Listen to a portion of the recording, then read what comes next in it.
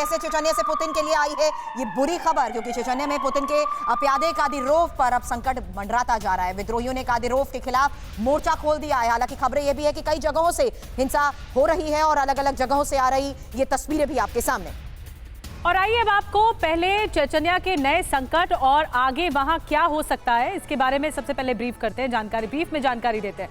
Putin को घर में ही चैलेंज मिल रहा है। चेचन्या में सिविल वॉर की स्थिति पैदा हो गई है। कादिरोव के लड़ाकों को विद्रोही कड़ी चुनौती दे रहे हैं। चेचन्या की धरती पर दोनों में खूनी संघर्ष हो गया है और चेचन्या पर पुतिन की शय से रमजान कादिरोव की सत्ता है। कादिरोव को एक क्रूर शासक के तौर पर जाना जाता है। रमजान कादिरोव को यूक्रेन जंग में चेचन्या के लड़ाके बढ़ चढ़कर हिस्सा लेते हुए दिख रहे और बर्बरता के लिए भी चेचन्या के जो लड़ाके हैं वो जाने जाते हैं। रमजान कादिरोव की जो सेना है वो जानी जाती है। चेचन्या में आगे क्या होगा अब हम आपको ये बताते हैं। पुतिन के कमजोर पड़ने से कादिरोव के सामने चुनौती और बढ़ सकती है। ये अपने खेत में 2000 मछलियां पाल के हर 6 महीने में 3 लाख तक कमा रहे हैं। आपको भी ये करना है, इनसे सीखना है तो फ्रीडम ऐप को अभी डाउनलोड कीजिए। कादिरोव की क्रूरता से परेशान लोग हथियार उठा सकते हैं।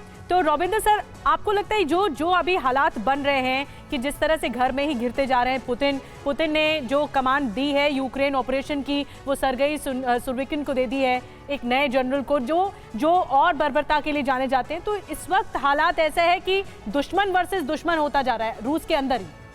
जी हाँ, बिल्कुल होता जा रहा है। पर अगर आप वैसे देखें तो ये वेस्ट में भी हो रहा है, फ्रांस के अंदर जो प्रोटेस्ट हो रही हैं और इंग्लैंड में जो हो रही हैं, ये तो हर कंट्री के अंदर अब डायनामिक्स हैं। Now as far as Russia is concern, हाँ चेचन देखिए, चेचन की हिस्ट्री पिछले 30 सालों से ये यहाँ इस रीजन में चेचनिया, चेचन इंगुश, दागिस्तान, यहाँ पर इंटरनल स्ट्राइफ चलती है। और जो कादिरोव आए थे ये मतलब मसल के जोर पे आए थे, पुतिन ने कंप्लीट इसको वो करा था। और रविंदर जी, आप तो बहुत अच्छी तरह से जानते हैं चेचन विद्रोहियों का कैरेक्टरिस्टिक। आप तो 90s के दौर में कुछ दिनों तक उनकी कैद में भी रहे। मैं 92 में चेचन माफिया से किडनैप हुआ था मॉस्को में। जी हाँ, 3 दिन इन्होंने मुझे पकड़ के रखा था। जी, मैं पैसे देके छूटा था। True continue. श्योर। तो यू नो, तो ये चल रहा है इसमें ना। जहां तक ईरान की बात है, देखिए ईरान, अभी बात हो रही थी कि सैंक्शंस का फर्क नहीं पड़ेगा, मैं समझता हूं, पर एक चीज आप देखिए, ऑलरेडी ईरान पे सैंक्शंस चल रही है अमेरिका की। इंडिया ने ईरान से तेल लेना बंद कर दिया है पिछले 4 साल में अंडर अमेरिकन प्रेशर। तो सैंक्शंस का असर पड़ा ना। ओके, तो असर पड़ते हैं।